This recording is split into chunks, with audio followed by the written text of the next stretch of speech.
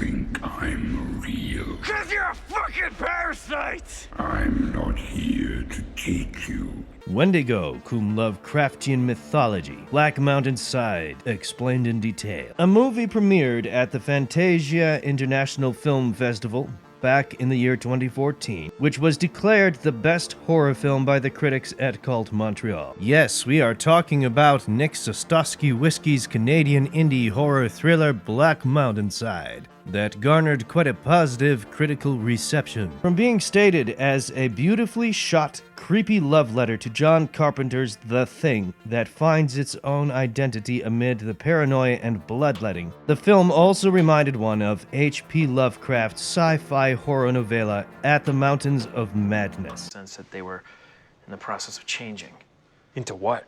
into the octopus-like cells. There are no second thoughts about Black Mountain Side being principally praised for its spectacular cinematography, some solid performances by the all-male cast, and boasts of an intriguing story. The sense of isolation and tension that the flick has on display is simply incomparable, so please don't hesitate to give this a shot if you happen to be in the mood for something unusual and different. As for today's video, we will be exploring the Wendigo cum Lovecraftian mythology that Black Mountain Side boasts of. Mind you, this is going to be an interesting, in-depth explanation, so please feel free to leave your thoughts about it in the comments section. You ready? Let's do this. Before we go into our explanation, we have a very small request. If you like our content, please support us by subscribing to our channel. This is a small click for you, but for us, it means a lot. Thank you. Let's begin.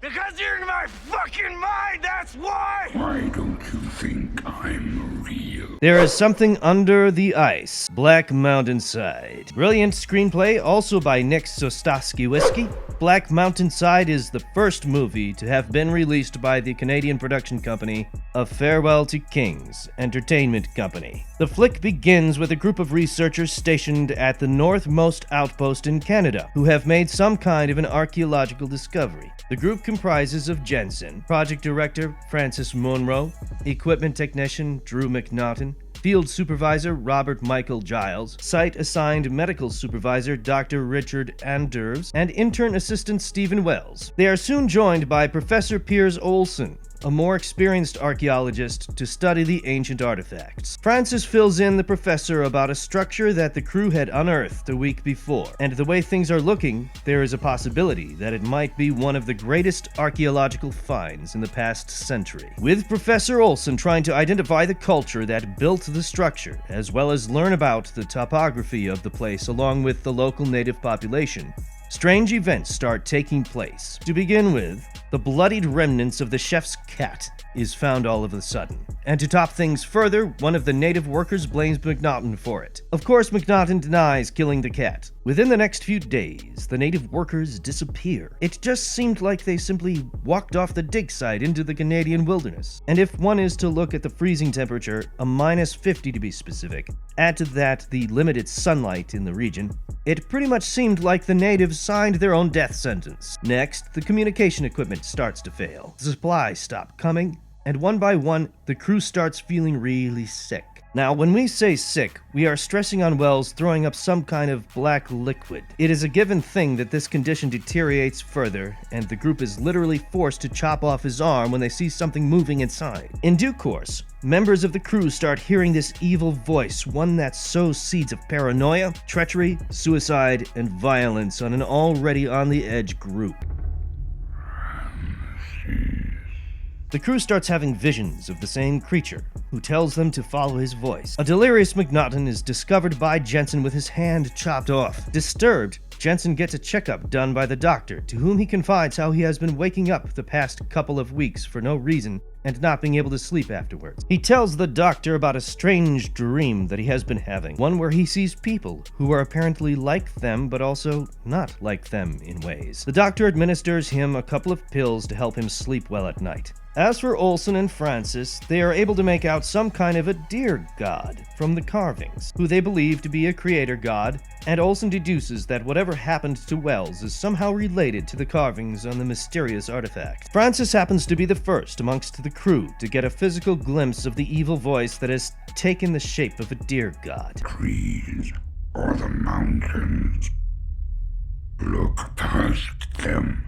The next morning, McNaughton is found dead, having blown his head off with a rifle. The tension is at its peak, and the remaining crew is literally on the verge of losing their sanity. The evil voice makes Francis kill Wells, and the latter's action is soon discovered by Olson, who rings the alarm to warn the rest. Francis is locked in a room by the other. Later, with the dead corpse of Drew trying to speak to Olson, the professor ends up thudding his head with the rifle. In the meantime, things don't really look bright with Robert. He starts losing his mind like the others and ends up shooting most of the crew, but not before Jensen shoots him dead. Having been shot in the process, Olson tries to attend to the wounds of Jensen, but the latter tells him to leave without him and to go to the reserve. With Olson leaving, Jensen ends up blowing up the entire place. The ending scene shows Olson getting his feet caught up in a bear trap and writhing an unbearable amount of pain. It isn't really known whether he is able to make it to the reservation alive or not. Now, this movie here isn't a regular creature feature. It is more like a psychological horror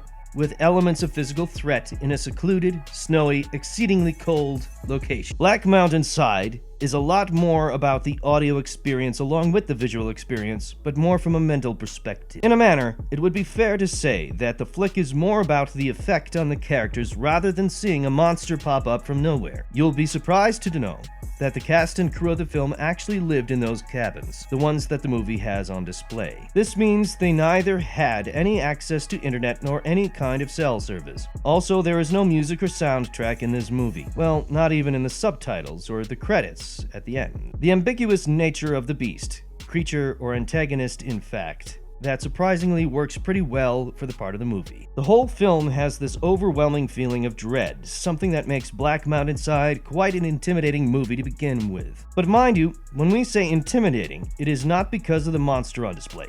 No, it is also not because of the characters. It is completely because of the manner that this flick has been shot. The spectacular work of camera has such a sublime quality to it. We will give you an example. There are these really nice long scenes shot with one take. In fact, one of the opening shots of the movie is just a camera rotating around the main cast who are busy playing cards. It is so crisp, you've got to see it to get what we are talking about. Well, the movie goes above and beyond in every way, be it with the characters, the story, the effects, the gore on display, and even the execution. Black Mountain Side, as a movie, makes some pretty bold choices about the things not to tell you, things that aren't explained, or let's say things which are indirect rather than told to you or even shown to you for that matter. Coming to the dialogues, a few of them might seem a little wooden to you, and that is only if you want explanation and exposition. You want to know more? Pay real great amount of attention to the movie. But hey, that's not a deal breaker by any means. Please rest assured that you will still be very much into the movie. That's the charm of this Canadian indie horror thriller.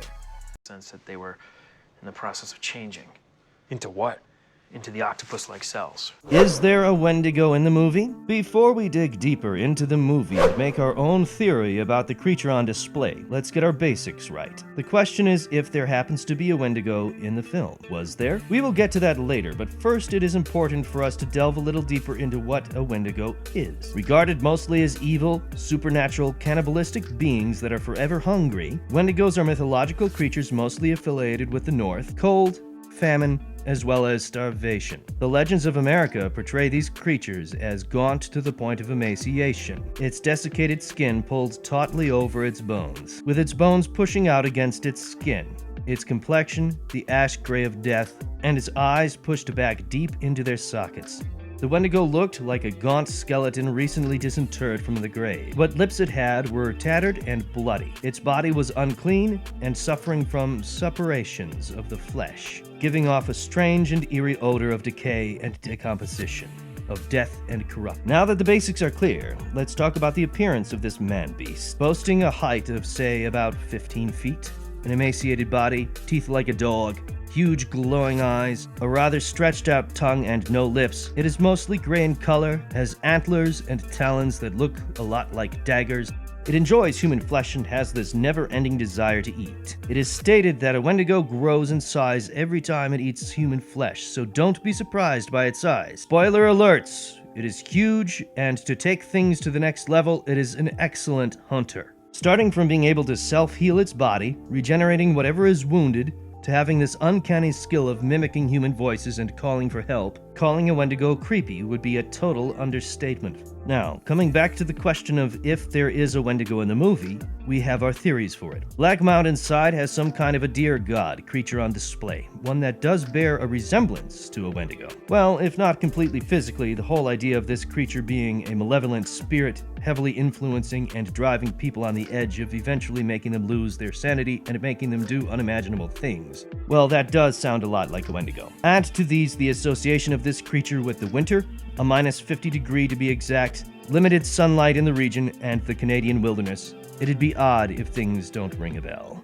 I'm not here to teach you or to make you believe in me. The Deer God, Lovecraftian Cthulhu Mythos. Well, there are no second thoughts about the presence of the Deer God, evil spirit, becoming more and more threatening as the movie unfolds. The whole idea of the crew unearthing the mysterious structure that is followed by the communication equipment failing, the supplies coming to an end, the crew finding themselves stranded in the middle of nowhere, and on the verge of losing their sanity, everything about this suddenly feels very Lovecraftian-esque. The slow pacing does not mean that the buildup is boring. There's a perpetual sense of isolation and dread throughout the runtime of 99 minutes. Enters the Deer God, one that was apparently worshipped by the native culture that came up with the structure in the first place. Conclusively, the high point of the movie, thanks to the ambiguity around it, that one never really got a sense of what the Deer God actually wanted. What was its motive? Did it make an appearance to sow seeds of distrust, deceit, self-destruction, and chaos on an already on-the-edge group? While it is clear that the creature was somehow trapped to the structure unearthed, there is also a possibility that the Deer God is a god more like some part waiting in stasis. A lot is left for interpretation, so please feel free to share your thoughts about it in the comments.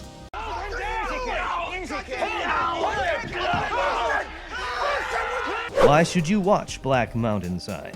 You know how there are these mystery thrillers which really work because of their slow pacing? That's how they build up the tension, the sense of dread, and the right atmosphere. Well, Black Mountainside inevitably tops the list of such movies. The storyline is set over a period of, say, 6 weeks, and the best part is how it has managed to blend Lovecraftian terrors in its own way.